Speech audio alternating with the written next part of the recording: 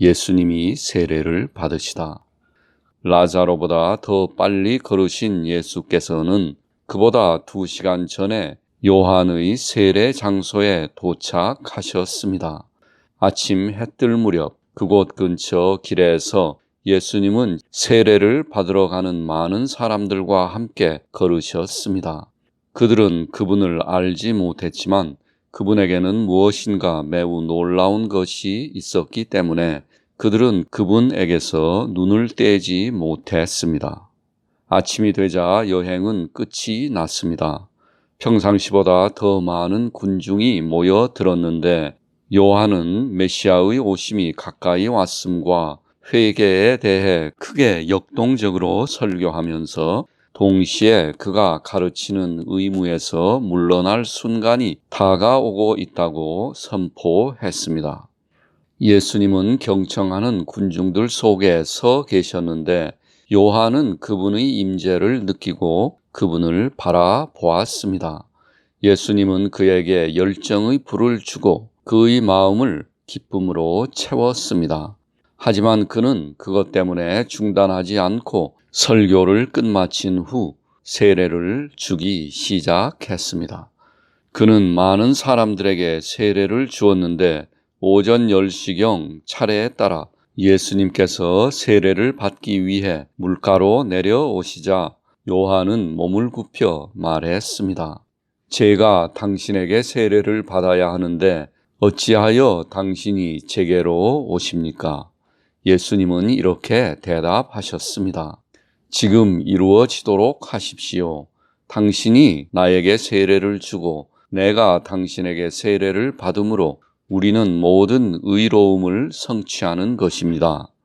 예수님은 또 말씀하셨습니다. 당신은 성령과 피로 세례를 받을 것입니다. 예수님이 세례를 받으신 후 요한은 기쁜 목소리로 군중에게 설교하고 예수님이 하느님의 아들이자 약속된 메시아라는 것을 증거했습니다. 그는 선조들과 선지자들의 예언이 지금 성취되었음을 인용하면서 그가 본 것을 설명하고 그들이 들은 하느님의 음성을 상기시켰으며 이제 그는 곧 스스로 물러날 것이라고 그들에게 선언했습니다. 요한은 또한 이스라엘이 약속의 땅으로 들어갔을 때 언약궤가 이곳에 머물렀기 때문에 그들이 서 있는 자리의 거룩한 기억을 언급하며 이제 그들은 전능하신 하느님 아버지께서 직접 증거하신 언약의 실현을 목격했다고 말했습니다. 요한은 모든 것이 예수님을 향하고 있으며 오늘 축복받은 이스라엘의 소원이 성취되었다고 말했습니다. 그동안 많은 사람들이 그 자리에 도착했는데 그들 중에는 예수님의 친구들도 있었습니다. 나는 군중 속에서 니코데모스와 오벳, 아리마타의 요셉, 요한 마르크, 그리고 다른 사람들을 보았습니다.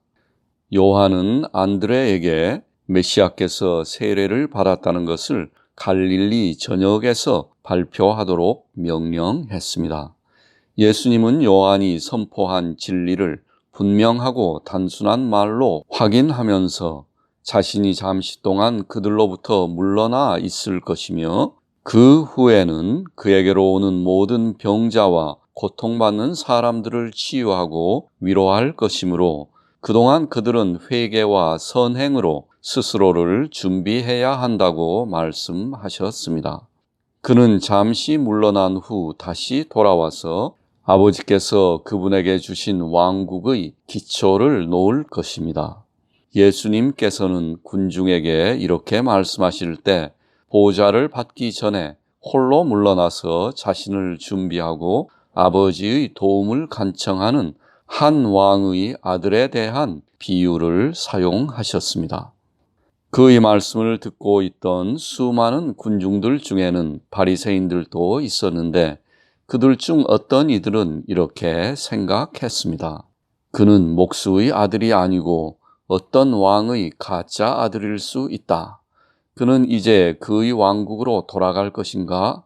그의 신하들을 모아 예루살렘으로 진군할 것인가?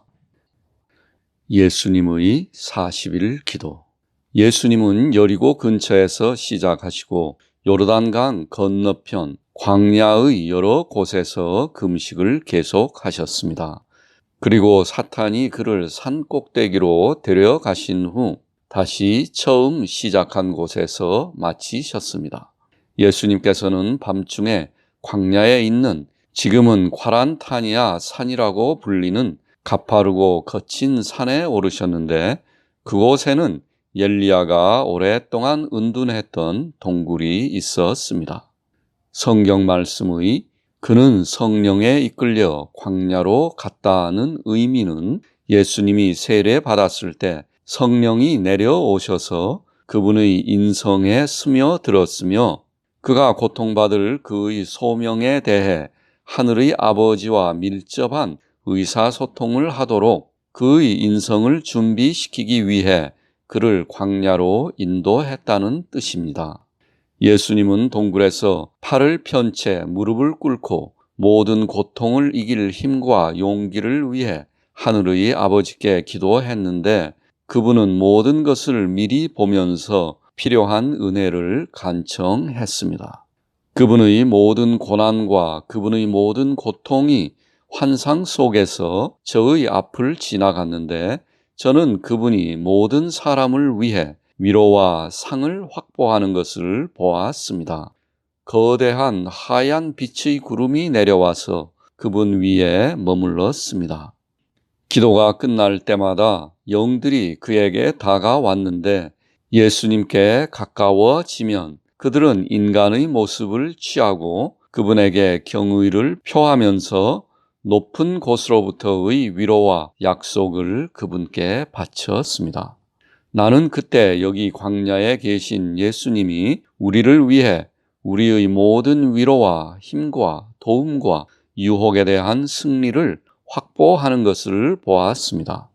우리가 어려워할 때나 우리가 승리할 때 우리에게 주기 위해 우리의 상을 확보하고 우리의 금식과 고행이 헛되지 않도록 그분의 모든 미래의 수고와 고난을 아버지 하느님께 바쳤는데 장래의 모든 신실하신 믿는 자들의 기도와 영적 노동이 가치 있게 되도록 하기 위해서였습니다. 나는 그분이 교회를 위해 쌓아놓은 보물을 보았는데 40일 금식하는 동안 교회가 자녀들에게 열렸고 이 기도 중 예수님은 피의 땀을 흘렸습니다. 예수님의 신성과 그의 사명은 사탄에게는 감추어져 있었습니다. 이는 나의 사랑하는 아들이요 내가 매우 기뻐하는 자라 라는 말씀은 사탄에게는 단순한 인간 선지자에 대해 말한 것으로 이해되었습니다. 예수님은 동굴에서 때때로 엎드려서 그리고 다시 무릎을 꿇거나 서서 기도하셨습니다. 그분은 그의 습관대로 옷을 입었지만 맨발로 허리띠가 없이 느슨하고 흐르는 듯한 의복을 입고 계셨습니다. 그의 기도의 노력은 매일 달랐습니다.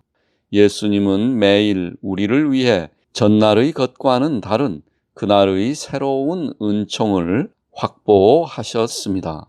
이러한 그분의 수고가 아니었다면 유혹에 대한 우리의 저항은 결코 가치 있는 것이 되지 못했을 것입니다. 예수님은 먹지도 마시지도 않으셨는데 나는 그분이 천사들에 의해 힘을 얻는 것을 보았습니다.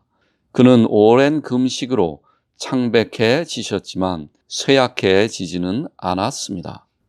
어느 날 나는 예수님이 얼굴을 땅에 대고 엎드려 있는 것을 보았습니다. 그의 발은 신을 신지 않고 광야에 있었기 때문에 험준한 길로 인해 붉게 상처가 나 있었습니다. 때때로 그분은 일어서서 또 엎드려 누워 기도하셨는데 빛에 둘러싸여 있었습니다. 갑자기 하늘에서 소리가 들리고 빛이 동굴로 흘러 들어오더니 수많은 천사들이 그들과 함께 많은 것을 가지고 나타났습니다. 나는 너무나도 압도되어 동굴의 바위 벽에 눌린 것처럼 느꼈고 곧 쓰러질 것 같아서 나는 쓰러질 것이다. 나는 예수님 옆에 쓰러질 것이다. 라고 외치기 시작했습니다. 그리고 이제 나는 천사의 무리가 예수님 앞에서 몸을 굽혀 경의를 표하고 그들의 사명을 펼치도록 해달라고 간청하는 것을 보았습니다. 그들은 하늘에 계신 아버지 품을 떠나 동정녀의 태중에서 성육신 하신 것이 그분의 뜻이었듯이 인류를 위해 고통받는 것이 여전히 그분의 뜻인지 예수님께 물어보았습니다. 그리고 예수님께서 자신이 고난을 받을 것임을 새롭게 긍정적으로 대답하시자 한 천사의 무리가 그들이 가져온 십자가를 그분 앞에 세웠습니다. 다른 천사는 밧줄, 줄, 도구로 가득 찬 바구니를 가지고 있었고 또 다른 천사는 창, 갈대, 막대, 채찍, 가시관, 못, 조롱하기 위한 의복, 즉 그분의 고난에 관련된 모든 것을 들고 있었습니다. 그런 다음 그의 앞에 그가 견뎌야 할 가장 날카로운 고통들, 즉 바리새인들의 악의, 유다의 반역, 쓰라린 불명예스러운 죽음의 순간에 유대인들이 준 모욕 등이 마치 행렬처럼 나타났습니다. 천사들은 준비한 모든 것을 구세주 앞에 펼쳐 놓았으며 마치 성스러운 역할을 수행하는 사제처럼 큰 경외심으로 모든 것을 진행했습니다. 이처럼 예수님의 순환 전체가 펼쳐지고 그분의 눈앞에서 상세하게 지나가는 동안 나는 천사들과 예수님이 눈물을 흘리는 것을 보았습니다.